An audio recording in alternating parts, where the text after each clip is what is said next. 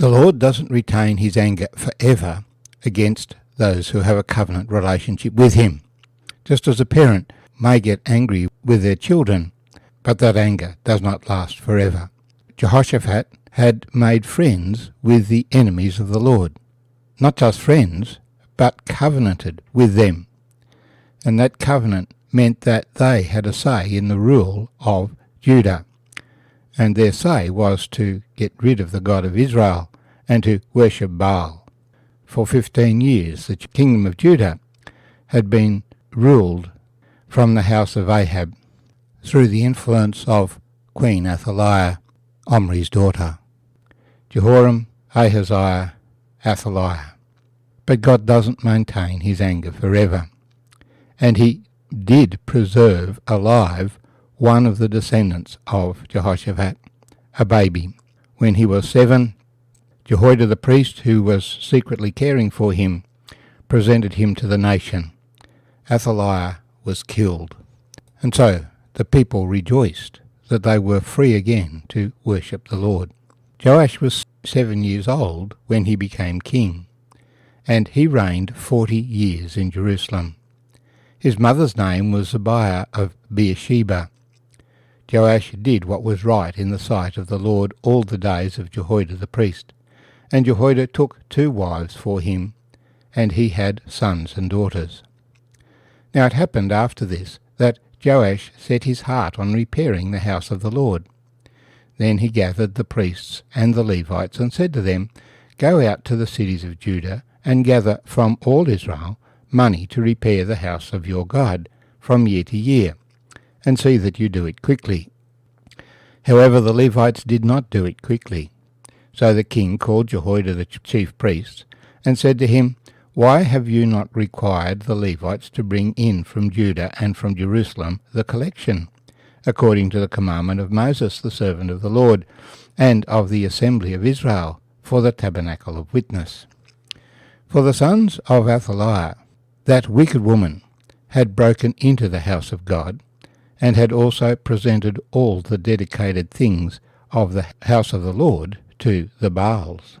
Then, at the king's command, they made a chest, and set it outside at the gate of the house of the Lord. And they made a proclamation throughout Judah and Jerusalem to bring to the Lord the collection that Moses, the servant of God, had imposed on Israel in the wilderness. Then all the leaders and all the people rejoiced, brought their contribution, and put them into the chest until all had given. So it was at that time, when the chest was brought to the king's official by the hand of the Levites, and when they saw that there was much money, that the king's scribe and the high priest's officer came, and emptied the chest, and took it, and returned it to its place. Thus they did day by day, and gathered money in abundance. The king and Jehoiada gave it to those who did the work of the service of the house of the Lord. And they hired masons and carpenters to repair the house of the Lord, and also those who worked in iron and bronze to restore the house of the Lord. So the workmen laboured, and the work was completed by them. They restored the house of God to its original condition, and reinforced it. When they had finished, they brought the rest of the money before the king and Jehoiada. They made from it articles for the house of the Lord, articles for serving and offering, spoons and vessels of gold and silver. And they offered burnt offerings in the house of the Lord continually all the days of Jehoiada. My name's Arthur, and I thank you for joining me as we share together from 2 Chronicles chapter 24, verses 1 to 15. Joash, at age 7, becomes king, and will reign for 40 years. And twice we are told in the reading that he did what was right in the sight of the Lord all the days of Jehoiada the priest. Jehoiada and his wife had saved Joash from being murdered when he was a baby by Athaliah, and had a great influence on his life, since Jehoiada was the chief priest. He's been brought up in the temple and taught the word of the Lord, and Jehoiada continues to have a strong influence on his reign while ever Jehoiada lives. indeed Jehoiada would be managing the affairs until he became of age. But when he became of age, he was very conscious that the temple was in disrepair, having been ransacked by Athaliah's children, and the articles of the temple having been taken to the worship of the house of Baal. Well, the temple of Baal had been destroyed, and the priest of Baal had been killed, but it still remained that the house of the Lord was in disrepair. So he tells the Levites to go and fetch the money that, according to the law, the people should give.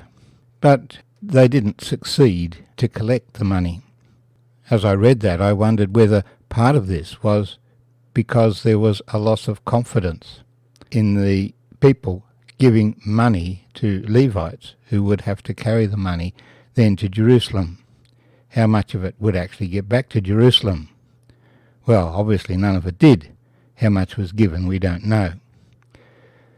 So the king proclaims a proclamation, "Bring your money to the temple." And he has a large chest built. And the people, knowing that the money is being delivered by them to the temple and not going through a second hand, now respond, and all bring their contribution. The amount each person gave is not recorded, but there was great joy as the people took ownership of the project. All the leaders and all the people rejoiced, brought their contributions, and put them into the chest until all had given. The first thing we see here is that refurbishment of the temple was not a state responsibility, it was the responsibility of the people of God. When the tabernacle was first made, it was made from the contributions of the house of Israel. And throughout history, things that Christians have done corporately together have been funded by Christians. And this is reiterated in the New Testament, where Paul commends the Macedonians that they first gave themselves to God and then gave beyond what they were able, knowing that God would provide their need. And Jesus specially commended a poor widow who put in 2 mites into the treasury for the house of the Lord. And so those of us who are the Lord's people need to be conscious of what the Lord's agenda is and to reach into our pocket to support those things. And it's a well-established fact that Christians give much more to the society as well as to Christian enterprises on a per capita basis than those who do not have a living relationship with their God. But by putting a chest at the temple, it meant people gave directly to the cause and not through an intermediary. Day by day, the money came in, and so they did the work. They hired masons and carpenters to repair the house of the Lord, to work in the iron and the bronze, so that it was repaired to its original condition and reinforced. So again, it was, although this building was around 200 years old now, it was reinstated. But not only did they reinstate the building, they continually offered the daily burnt offerings, all the days of Jehoiada.